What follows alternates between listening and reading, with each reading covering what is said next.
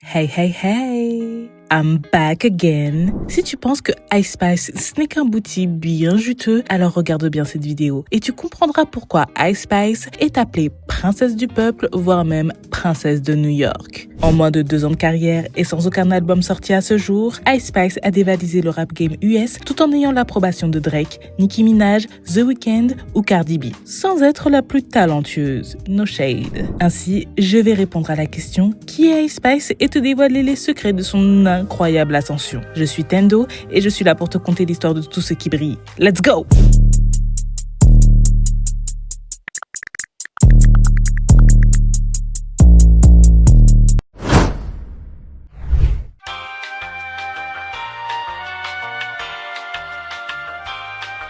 Isis Naija Gaston, a.k.a. Ice Spice, est née à New York dans le Bronx le 1er janvier 2000. Elle a actuellement 23 ans. Isis est l'aînée d'une fratrie de 5 enfants. Elle est dominicaine du côté de sa mère et nigériane-américaine du côté de son père, ce qui fait d'elle une afro-latina. Elle a toujours baigné dans le rap car son père est un rappeur underground. À ce jour, personne ne connaît l'identité de son daron. À 7 ans, elle découvre son amour pour le rap en voyant les skills des rappeuses comme Lil Kim et Nicki Minaj. Quand elle découvrit Nicki, elle a su ce qu'elle voulait faire de sa vie, dit-elle. Madame est précoce, ainsi de l'école primaire au lycée, elle aiguisera sa plume en écrivant des freestyles et des poèmes sur des beats qu'elle trouvera sur internet. Elle choisira le nom de scène Ice Spice quand elle était une freshman au lycée, ce qui correspond à l'âge de 14-15 ans. De base, Ice Spice était le nom de son second compte Insta.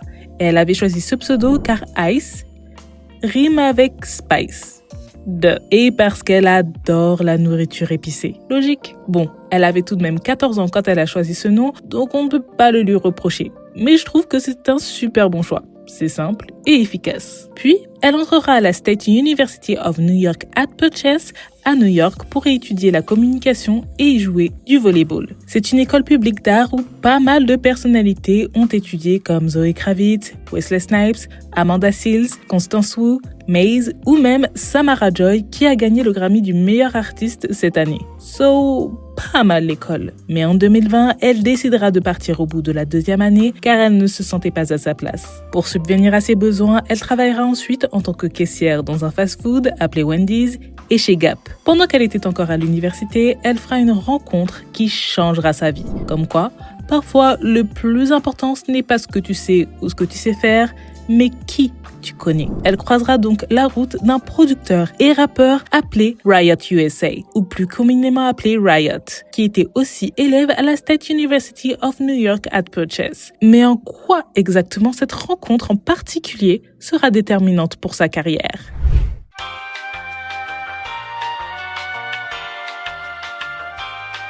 Ce producteur Riot, ce n'est pas n'importe qui. Ce n'est pas qu'un simple producteur et rappeur. C'est celui qui a des contacts. Oui, car son père, c'est DJ Enough. Peut-être que ça ne te dit rien, mais c'est un DJ super connu et respecté dans le monde du hip-hop. Il est actuellement DJ et host à la radio Hot 97, une radio dédiée au rap et R&B qui fait littéralement partie de la culture ricaine. Mais il fut un temps où il a été DJ pour Notorious B.I.G. et a été l'un des premiers à diffuser 50 Cent, Kanye West ou même Future à la radio, ce qui les a aidés à péter.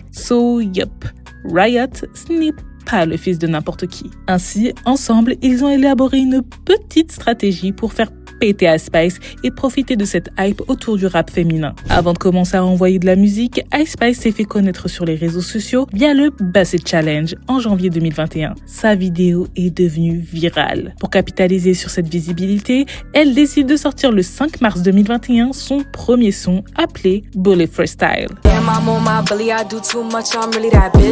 Puis, le 5 novembre 2021, No Clarity, qui sample Clarity de Z en featuring avec Foxes. Et le 4 mars 2022, le titre Be a Lady sort. Le 12 avril 2022, le titre Name of Love, qui sample The Name of Love de Martin Garrix et Bebe Rexha, est de sortie. Puis le son Euphoric sort le 6 mai 2022. Tous ces sons sont produits exclusivement par Riot.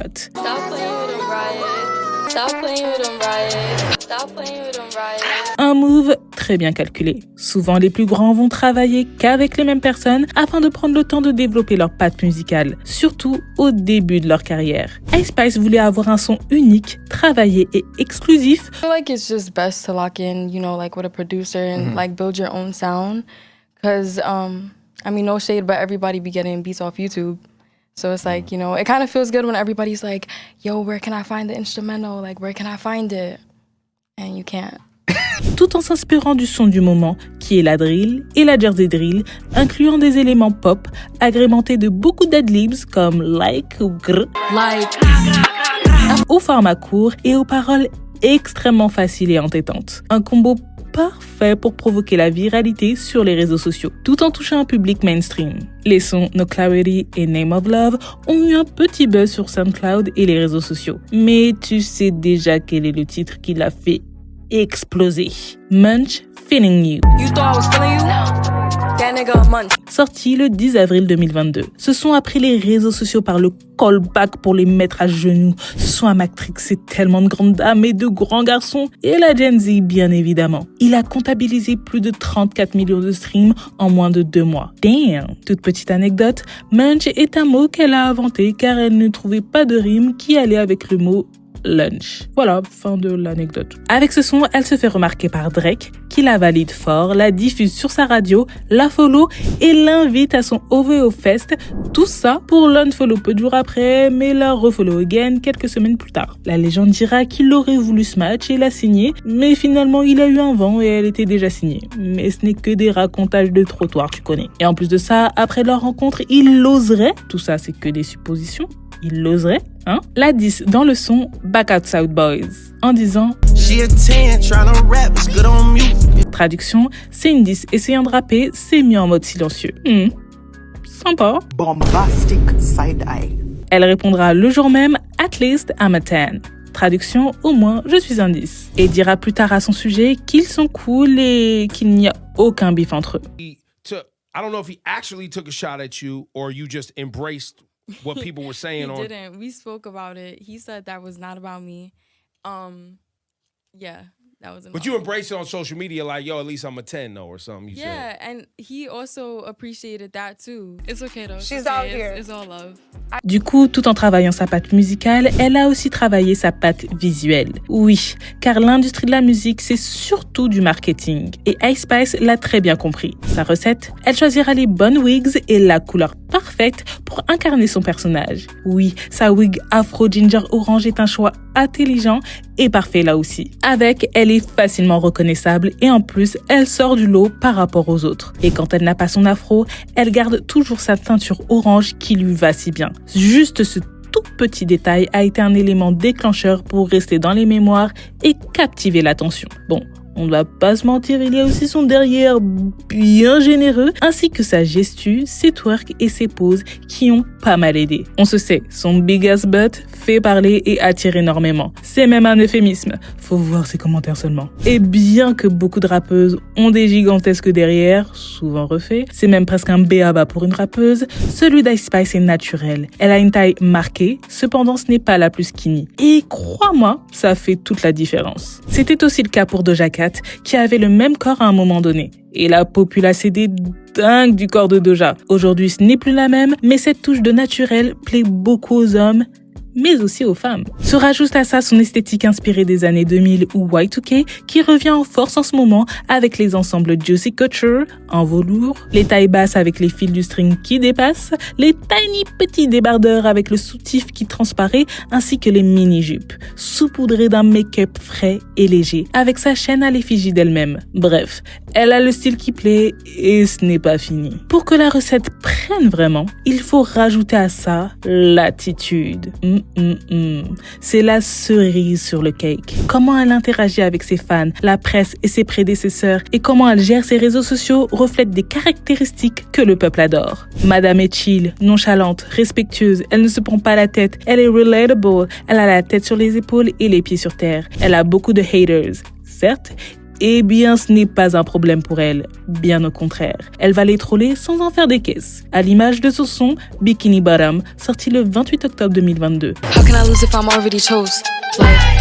En nommant le son ainsi, elle répond à ses détracteurs qui trouvaient que la prod ressemblait au générique de Bob l'éponge. Finalement, elle assume complètement la ressemblance et en joue. Ou bien, il y a aussi la fois où elle répond ça. Everybody was trying to be like, oh, she a one-hit wonder, da da da. But it's like, now what? Two-hit wonder? Like, the fuck? Car beaucoup l'avaient qualifiée de One Hit Wonder. Et du coup, cette petite phrase iconique est devenue virale sur TikTok. Et en plus de ça, elle est queer, elle est bi, c'est une baddie et a de l'autodérision. Elle représente parfaitement la génération Z. Elle coche toutes les cases pour plaire à la nouvelle génération. Comme on a pu le voir quand North Waist, la fille de Kanye, s'est déguisée en elle. De surcroît, elle attire aussi les plus vieux car elle est divertissante, sympa et sa musique, c'est clairement un mood. Oh, you thought I was feeling you? That nigga's a munch. Nigga's a eater, he eat it for lunch. Ces chansons, c'est la quintessence de la baddie ultime. Elle a ce pouvoir de réveiller en chacun de nous notre baddie intérieure. Genre, on va écouter du Ice Spice et rester stoïque? Like, hell nah! On va faire cette pause, for sure. Sa cadence monotone et nonchalante et ses mimiques nous mettent dans l'ambiance de la bad bitch qui s'en fout de tout et est pourtant l'objet de toutes les discussions. Quand j'ai effectué mes recherches, j'ai remarqué que sa manière de communiquer est fluide. Elle maîtrise l'art de la communication, même lorsque les intervieweurs sont un peu lourdingues. Ça se voit qu'elle est authentique et ça ramène une touche de fraîcheur. On dirait qu'elle a fait ça toute sa vie. En tout cas, son entraînement média est pas mal du tout. Le 6 janvier 2023, elle sort In Her Mood. she lit, get money too. Un son qui devient viral et qui a réussi à monter jusqu'à atteindre la 58e place du Billboard Hot 100. Et c'est la première fois qu'elle se classe aussi haut pour toutes les raisons que j'ai citées plus tôt. Sur les réseaux sociaux, elle est surnommée la princesse du peuple, voire même la princesse Diana de la Gen Z. Alors pour honorer ce titre que lui ont donné les Spicy Cabinets ou les Munchkins, c'est le nom de sa fanbase apparemment, elle inclura dans son EP appelé sorti le 20 janvier 2023, le titre Princess Diana. Petit clin d'œil que sa fanbase a adoré. Concernant cet EP, il contient 6 titres, dont 3 déjà sortis. Munch, Feeling You, Bikini Bottom et In Her Mood. Et s'y rajoute Princess Diana, Gangsta Boo avec Lil TJ qui sample le son I Need a Girl Part 2 de P. Diddy en featuring avec Genuine, Loon et Mario Winans et Acting a Smoochie. Projet toujours produit par son producteur préféré, nommé Riot, bien évidemment. Et coécrit par Ice Spice et Ephraim Lopez, a.k.a. le père de Riot, a.k.a. DJ Enough. Cet opus a été bien reçu par ses fans et par la presse. Il atteint la 37e place au Billboard 200 et le titre Gangsta Boo atteint la 82e place au Billboard Hot 100. Février dernier, le projet s'est écoulé à plus de 100 000 exemplaires selon Chartdata. Avec cette EP, elle donne un amuse-bouche à ses fans car l'album Madame le prépare pour courant 2023. The album? Yeah. Most likely this year. So 2023. Yeah. Et n'oublions pas de parler de sa couverture qui résume parfaitement Ice Spice avec son afro bien orange, bien claquant, tout en tapant sa pose préférée à travers une poupée décomplexée. La cover te met dans le mood direct. Logiquement, elle intéresse très vite les maisons de disques. C'est pourquoi, en octobre 2022, elle signe pour $2 millions chez 10K Project / Capitol Records, la maison de disques de Trippie Redd, Yann Dior ou même Age. Le 3 février 2023, l'artiste UK Pink Pantress décide de l'inviter sur le remix Boys Liar Part 2. Un son dance pop et léger qui explosera tout sur son chemin. Il atteint la 3e place au Billboard Hot 100 et en France, il atteint la 79e place et cumule plus de 260 millions de streams sur Spotify actuellement. Un succès indéniable. Mars dernier, elle a été validée par la Queen of Rap, Nicki Minaj. Via un tweet, elle appelle Ice Spice The People Princess. Un réel honneur pour Isis qui considère Nicki comme l'une de ses principales inspirations. Aujourd'hui, Ice Spice est suivie par plus de 6 millions de followers sur Insta et a plus de 38 millions d'auditeurs sur Spotify, dépassant Cardi B, Lil Baby ou même BTS. Et je pense que ce n'est pas fini. Elle n'est qu'au début de sa carrière et a su très bien s'entourer. Je ne pourrais pas te dire si elle va continuer sur sa lancée ou flop, car je ne suis pas devin, mais elle a toutes ses chances pour réussir. En plus de ça, elle a pu collaborer avec des marques comme Fashion Nova, Ivy Park, Nike, Converse, Foot Locker, Tommy Hilfiger ou Marc Jacobs.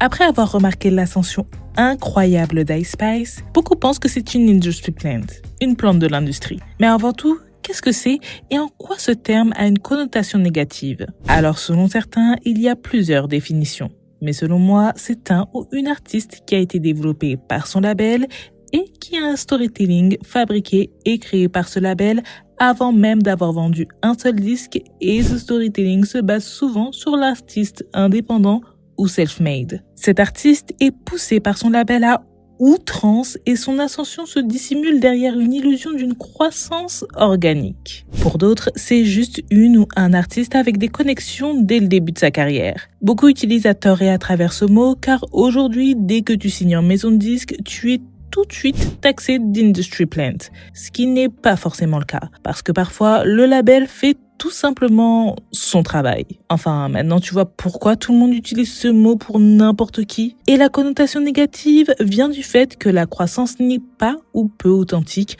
Ainsi, on peut facilement douter de leur histoire, voire même de ce qu'ils proposent en tant qu'artistes. En tout cas, dans la plupart des cas, les gens vont utiliser le terme d'industry plant pour décrire un artiste qu'ils n'aiment pas, pour justifier leur ascension incompréhensible à leurs yeux. Du coup, revenons à Ice Spice. Bien évidemment qu'elle a été traitée d'industry plant, car son ascension paraît chelou pour certains. Elle dira dans une interview: « Je sens que quand ils disent des choses comme « tu es une plante de l'industrie », ils le pensent pas. Je sens qu'ils savent que je ne suis pas une plante. Je pense qu'ils disent ça car ils sont énervés que j'ai plus de succès que leurs artistes favoris. Je dirais même, streamez plus vos artistes favoris. Et pour cause. Elle côtoie de grands médias et de grandes célébrités. Elle est dans les plus grands festivals et tout le monde parle d'elle. En tout cas, elle est everywhere. Pourtant, je pense qu'elle n'est pas une plante de l'industrie. Mais je sais que je peux me tromper, car on ne sait pas ce qui se cache réellement behind the scenes.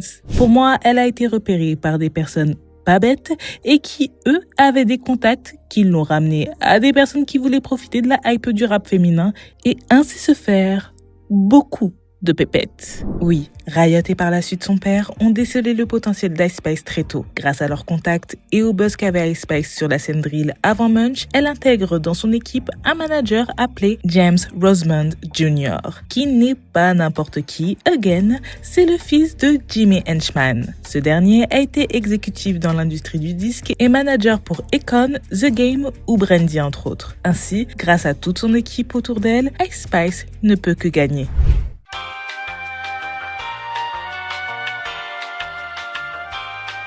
Pour conclure, Ice Spice, ce n'est pas la plus talentueuse. Nah, ce n'est pas la meilleure dans son domaine non plus, mais elle a su capitaliser sur ses atouts, sa beauté et sa personnalité. C'est évident qu'elle profite de son light skin privilège et de son sex appeal pour vendre, mais ce n'est pas la seule à le faire, donc je ne peux pas la blâmer. Hate the game, not the players. Elle fait de la musique entêtante et qui vend. Elle s'est créée de la viralité et surfait avec aise sur ces vagues qu'elle a créées. Isis était là au bon moment, au bon endroit et a su saisir son opportunité. Aujourd'hui, elle est acclamée par le New York Times et Billboard, mais une question persiste. Sera-t-elle à la hauteur avec un début si prometteur? Guys, c'est l'heure de se dire adios. Encore merci d'avoir regardé ma vidéo. Comme toujours, abonne-toi ou pas, c'est à toi de voir. Et like si t'as vraiment apprécié mon contenu. En tout cas, ça me ferait vraiment, mais vraiment plaisir. Dis-moi ce que t'as pensé de cette vidéo. Et est-ce que t'aimes bien Ice Spice? Ou est-ce que tu l'écoutes? Ou comprends-tu son succès? Ou pas du tout? Dis-moi tout. Bref, on se retrouve dans les commentaires et je te fais de gros besos. Cordialement, Tendo. T'as cru que c'était la fin? T'as cru que c'était la fin, avoue? Ben en fait, c'est bien la fin. Sauf si tu veux savoir où est passée la reine du R&B français nommée Wallen. Si c'est le cas, je te conseille de regarder cette vidéo. Là, c'est la fin.